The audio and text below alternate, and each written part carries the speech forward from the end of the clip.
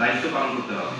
সরকারকে শতভাগ নিরপেক্ষ থাকতে হবে এবং সুষ্ঠু নির্বাচনকে সততা ও সাহসিকতার সাথে দায়িত্ব পালন করতে হবে।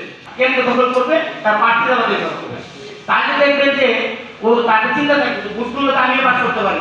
জন্মের পর থেকে এটা একটা সমস্যা যে আমরা নির্বাচনকে একটা প্রতিষ্ঠান বা কাঠামো হিসেবে দাঁড় করতে পারিনি, শক্তিশালী কাঠামো হিসেবে। পরিবর্তন হয়েছে, এক্ষেত্রে সরকার ও রাজনৈতিক দল উভয়ের ভূমিকা অপরিহার্য। 24-এর গণঅভ্যুত্থান গণতন্ত্রের জন্য অত্যন্ত গুরুত্বপূর্ণ। কেউ যখন ভোট দিতে না পারছে তখন কিন্তু মানুষের মধ্যে ক্ষোভ হয়েছে। আর ভোট দিতে পারে না কিসের জন্য? যারা ভোট দিবে তাদেরকে কুক্ষিগত করে রাখা হয়েছে। বাংলাদেশের গণতন্ত্র উত্তরণ ঘটানোর জন্য একটি সুষ্ঠু এবং অবাধ এবং গ্রহণযোগ্য নির্বাচন দরকার। এই নির্বাচন ব্যবস্থার মাধ্যমে আমাদের গণতন্ত্র প্রতিষ্ঠিত হবে।